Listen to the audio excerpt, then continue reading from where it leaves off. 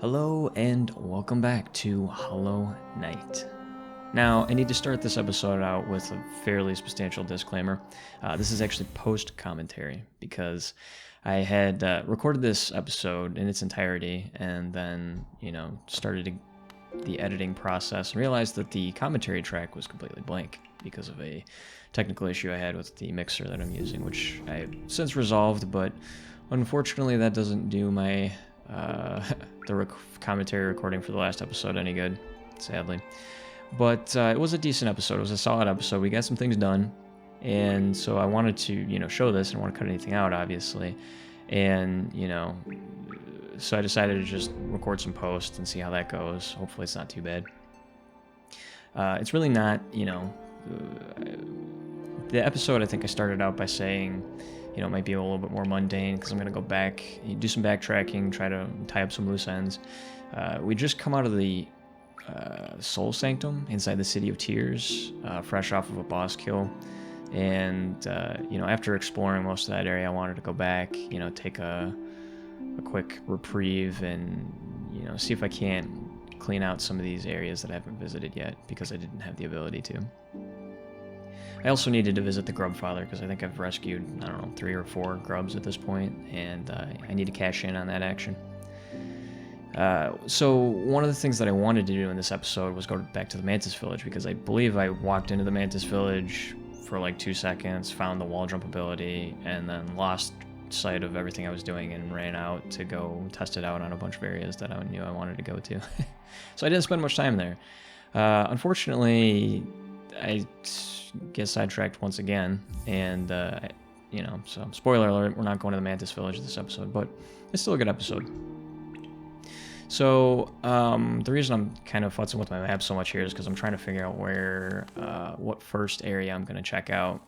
I know I need to go to the Grubfather, but there's an area that's actually close by that was on my list of things to check out, so we're going to hit that up first here. Now, in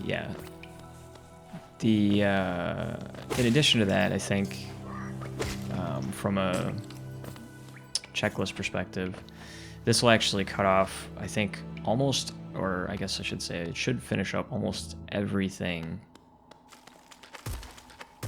for the crossroads. I think we're getting pretty close to cleaning it out in its entirety. And so here,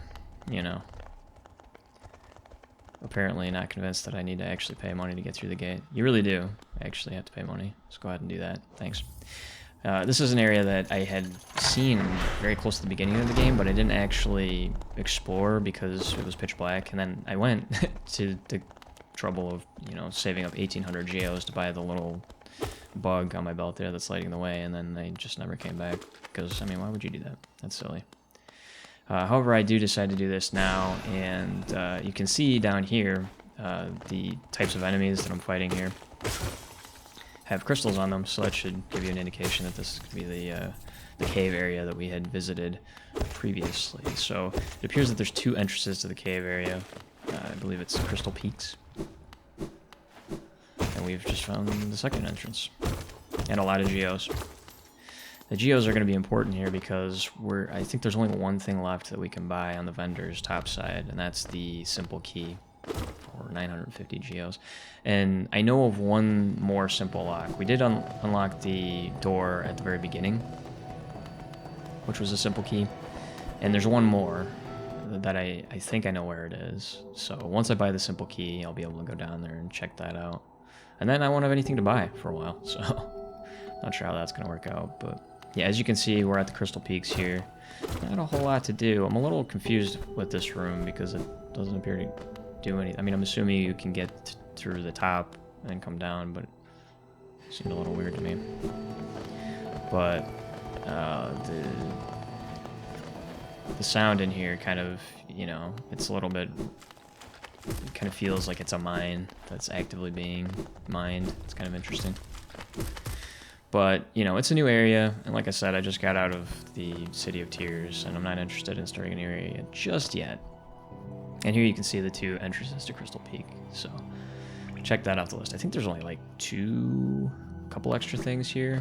And I think one of them we're gonna go through here, if I'm not mistaken.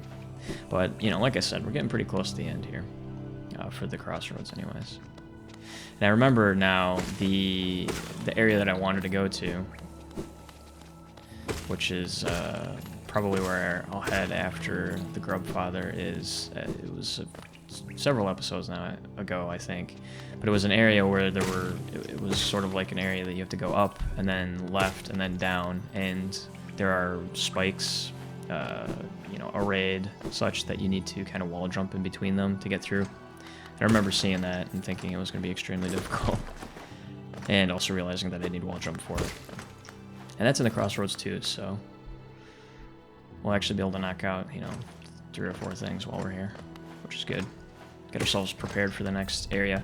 Haven't really decided yet. I think the Mantis Village has to be next, but, you know, the Crystal Peaks, definitely an interesting proposition.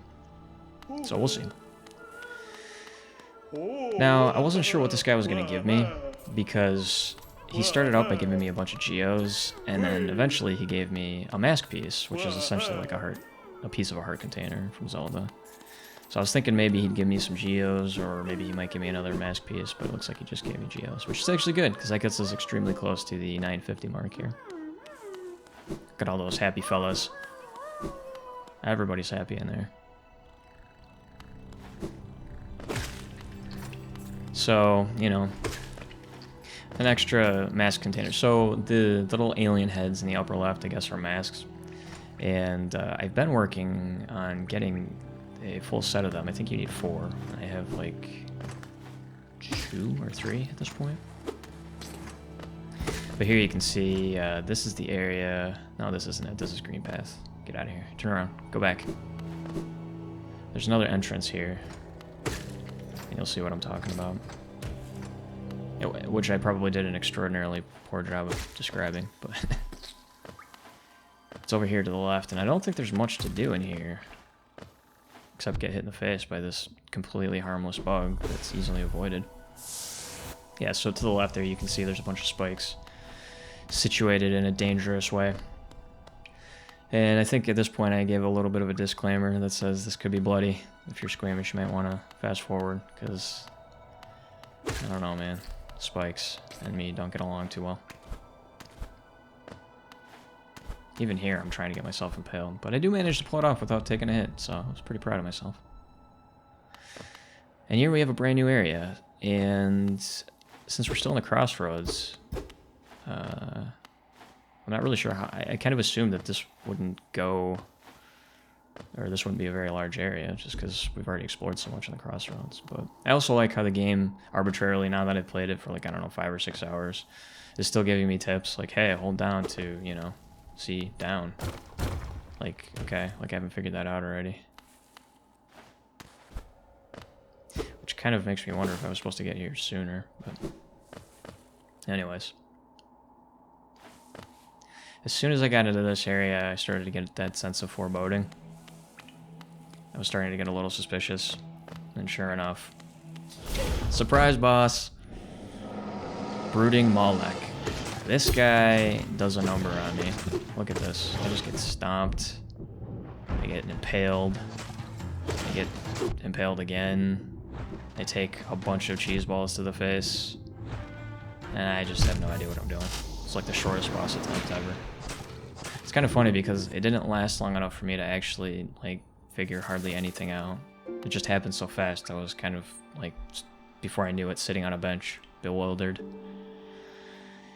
And now we have the trek back, which actually isn't too bad. But I'm kind of trying to check my map here because there aren't really any super convenient location. Of course, now that in retrospect, maybe there was that one close by that would have been better, but I don't know. Anyways, I think we're on our way back now.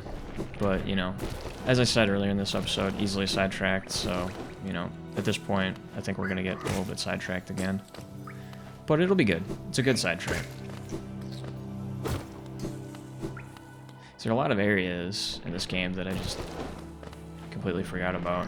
Like, I make a mental note of it, and then, you know, the note kind of just disappears into oblivion. Which makes mental notes not very useful for me, but, you know. It was this area, I think, because I had the wall jump here, and I was thinking to myself, wait, have I gone up here before? And I hadn't. I was trying to remember, but I definitely haven't been up here in a long time. Apparently since I got wall jump. Unfortunately, this area has a lot of these armored worm thingies. There's not really a whole lot you can do, but patiently wait. And try not to get munched on. And I'm not sure if I actually managed to pull this off. There. Oh, man. I wanted to get hit by the worm, but I didn't. And there we go. I just didn't want to be... I didn't want to look like I was too good at the game. Oh, and yeah, so I had 3, and that was the 4th one. Which is really awesome, actually, because I have 6 hit points now. And really, I mean, extra hit points are always good, but I think the biggest advantage in this game is that it gives you a little bit extra time to learn a new boss. So you can just take that extra hit. That's the important part, I think, is, you know, obviously if you can quickly assess the situation, you don't have to worry about it, but not quite that good. Anyways, so here we are, back again, and, you know... Oh, wait, no, this is the map area. Yeah, where we first met the map guy. Now this is it. You know, those little flying bugs are pretty deceptive. They look innocent, but really they kind of... They have this subtle homing mechanism. But they don't really. I'm totally making this up. But they do, right? Where they just know where you're going to be and they intercept you somehow. It's uncanny.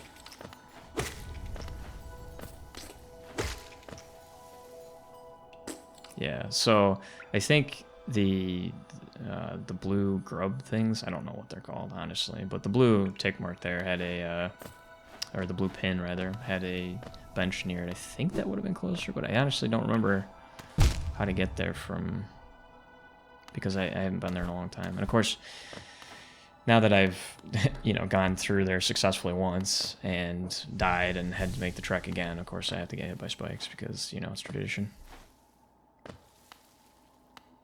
It's also tradition to see the boss fight, know that you need to go beat him, but go the other way instead because there's something interesting over here, I'll bet. It's actually good, though, because I think this is a pretty much completely self-contained area. And I noticed, like, in the background, there's a lot of what look like actual skeletons of things other than bugs, although it probably is just bugs. But, you know. I gotta imagine there's more than just bug-like creatures in this world.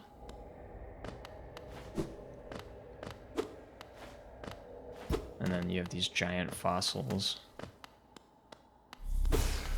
which I think is pretty cool. Anyways, here we have a milk dispenser, which is handy, except not quite so much for us because we're missing half of our milk carton, sadly. But now that I've done, you know, messing around, I think we can get back to the boss here.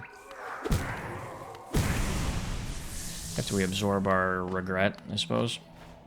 That's what you should be able to do, you know. If you ever have any regrets, you should be able to go back and punch them in the face to get rid of them. I mean, I think that's a really cool thing that could happen. Alright, let's see how we do this time. Not so great, actually. See there, I'm trying to figure out how to dodge the rain of cheese, and still haven't quite figured it out. There, I did a good job of dodging it, but I don't think I've caught on quite yet. He has a few abilities, right? So he has the stab ability. He's got the jumping ability right there. He's got the rain of sludge, which I just barely dodged there. That was nice, except I had to mess it up by getting hit in the face 3 times in a row. My god, man. What are you doing? There we go. Adios.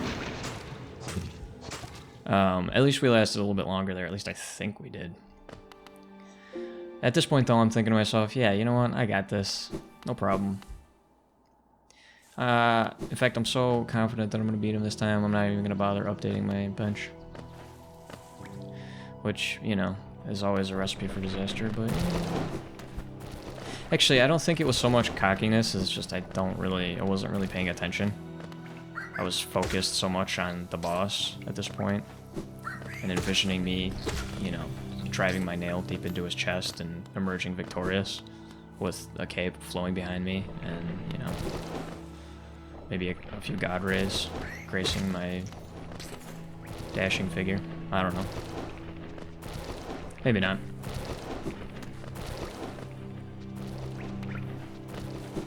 I believe the area just above us right now, where that other bench is a hot spring.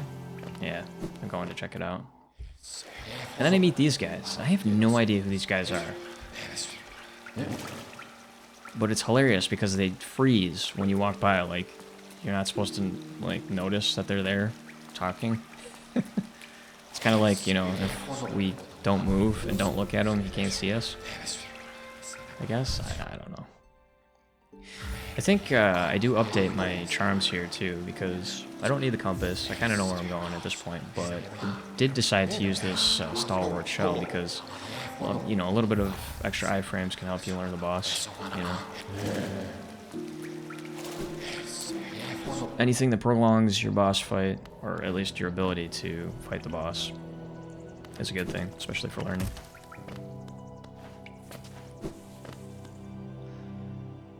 And yeah, so this run's not too bad. You know, again, I think in retrospect I could have gotten the bench a little bit closer, but I don't remember that run at all, so I'm not sure if it connects cleanly or not. Either way, it's not a terrible run.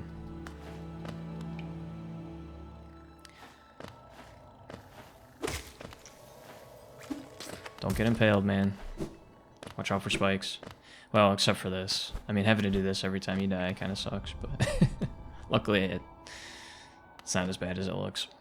It looked really scary to me when I first saw it, but it's actually not that bad. Alright, is this, what, round 3? Alright, round 3. Third time's a charm. Right? Oh yeah, that's right, this guy. So I notice now that here he's taking 3 hits. And I'm not sure if what caused that. I sensed that it was because I have an extra hit point, but I don't actually know. Alright, so let's get in here a little bit. Let's not get stabbed, because that's, like, honestly one of the easier things to avoid.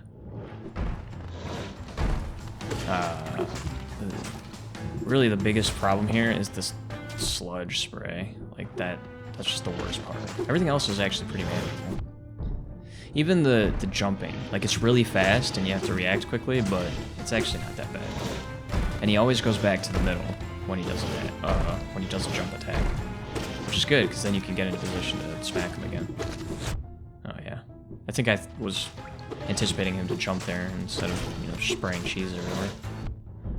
Also, I learned that you're not safe in the corner, which, you know, makes sense, but apparently I had to experience it firsthand. I'm gonna get hit. Oh, see, that was an interesting thing for me. Once I saw that, I don't know, this is kind of a red herring, but you can actually dodge the spray by positioning yourself, like, perfectly, like that. And I didn't position myself perfectly, I just ran around like a chicken with his head cut off, and I magically somehow dodged it 3 times in a row. But it's really hard to do. As you can see here, I'm just gonna get hit in the face. Because I wasn't really sure how I was dodging it, if I'm being honest. Like, I can see that there's a little bit of a gap, but identifying it and actually taking advantage of it is, you know, really not worth it because it's so... It's easy to dodge if you know what you're doing. Like here. See, I tried to go in between again and it just doesn't work. I don't think I'll be able to replicate that ever. There's the iframes. It give me the opportunity to avoid the secondary sludge spray, which is nice. So yeah, it's bouncing ability. As long as you're moving constantly, bouncing ability's not that bad. And I can't believe I didn't get hit there. It's amazing.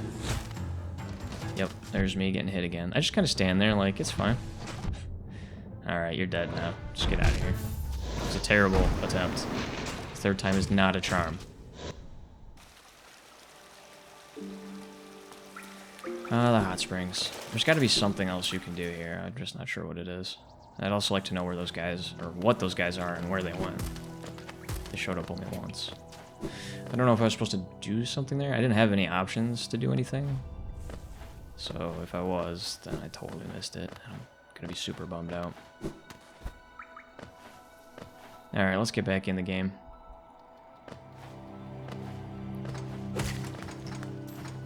Saw that, right? That guy was headed straight for my face. It can't be a coincidence.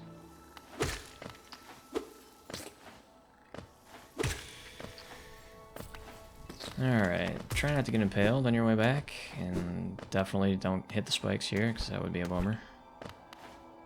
Thank you. I think, you know, at this point, I'm really starting to get comfortable with boss patterns. It's just a matter of executing.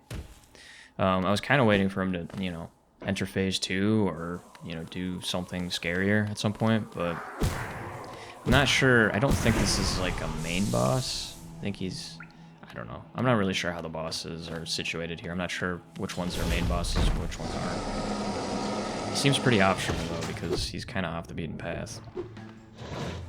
Alright. Attempt number 4.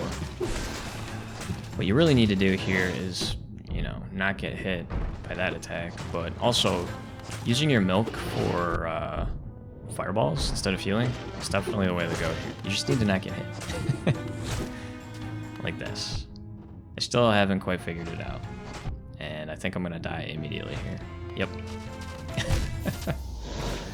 That attempt really messed me up. I was completely off balance for that one. And it shows, because it was pretty bad. Alright, attempt number 5. Let's do it. Watch out for spikes. And stalactites.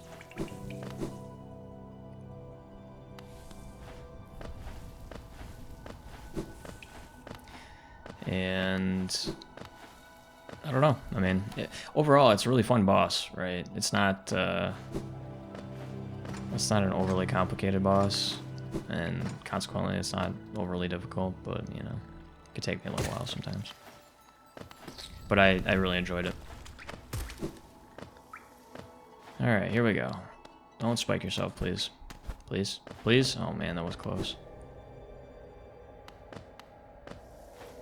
It's only when you get to the replay that you realize how close you are to death sometimes. Alright, number 5. Number 5's got to be a lucky number for somebody.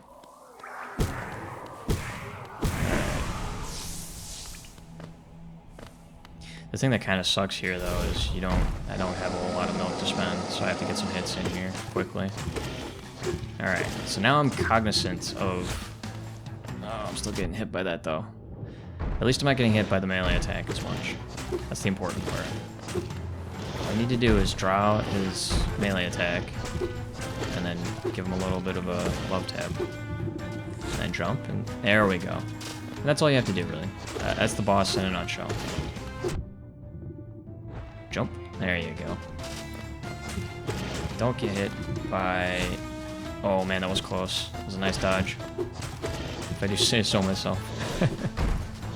There you go. Just keep it up. Slow and steady wins the race. There's no range timer on this guy, so there's no reason to get greedy. Don't get hit by that, please. There you go.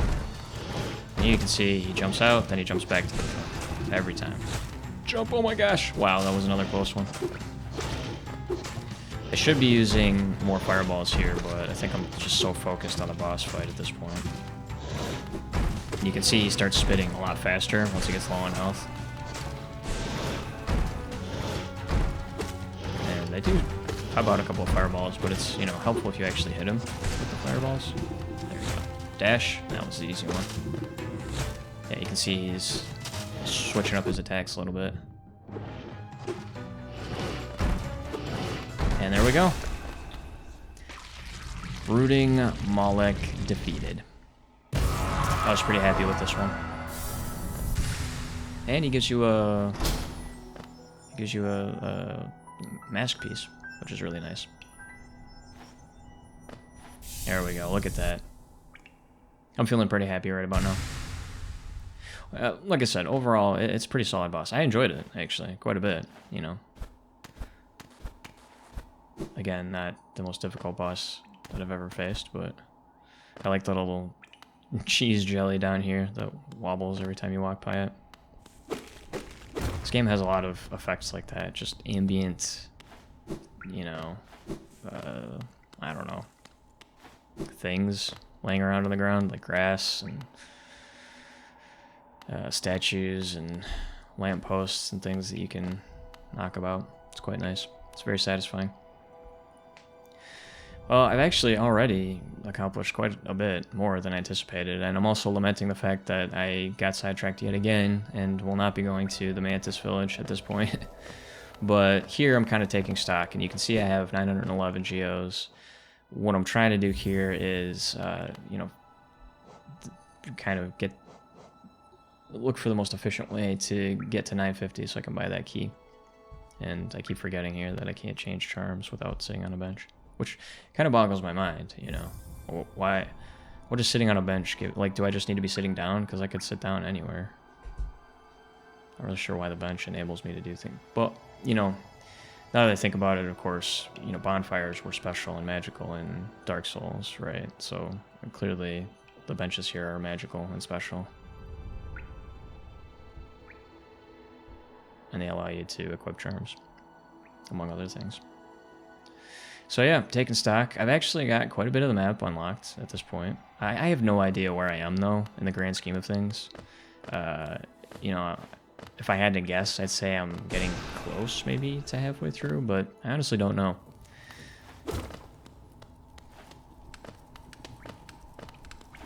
I do know that the progress that I've made so far has been very satisfying, though.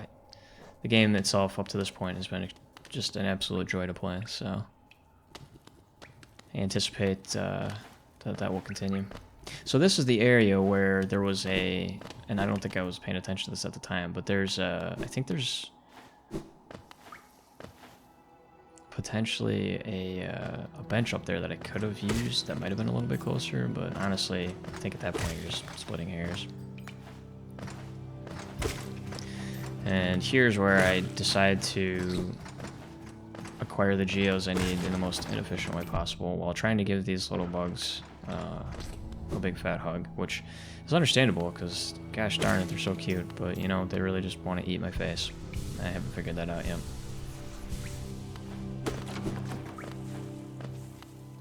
Yeah, I mean, you might as well just kill everything at this point because it doesn't really make sense to try to find enemies with higher geo yields. Take you too long.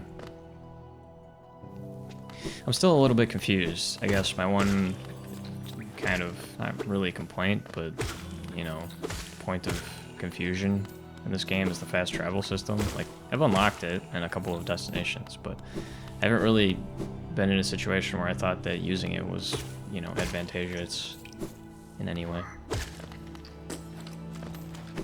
Alright. You probably could have finished it off here, but let's go down anyways. Because like I said, I want to make this as inefficient as possible. And also take a lot of hits for no clearly discernible reason. Alright. Maybe top ourselves off here, get a little bit of that milk. Nice thing about this guy is, you know, you can't tell if he has a milk stash because his entire face is like the same color as milk. So like those old commercials, getting impaled. Classic me. Those old commercials like Got Milk where like a famous actor would have a milk mustache. You know, I could envision him in one of those ads, but you wouldn't be able to see the milk mustache, so it would just be confusing.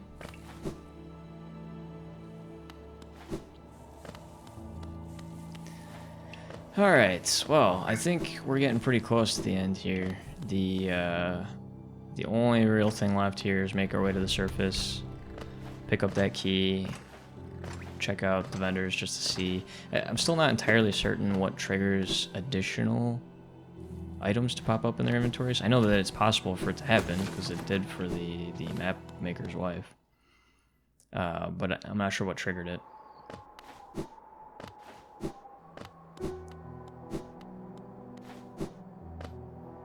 here we talk to the Elder Bug, see what he's got to say. Nothing of interest. Hey Sly, what's up? Simple key, that's it. So I buy this, nothing left to buy. I didn't talk to him though. He might actually say something like, you know, hey, come back later and I'll refresh my inventory for you, but I'm not certain. And then I think we check out Zelda here. Still nothing. It's a shame.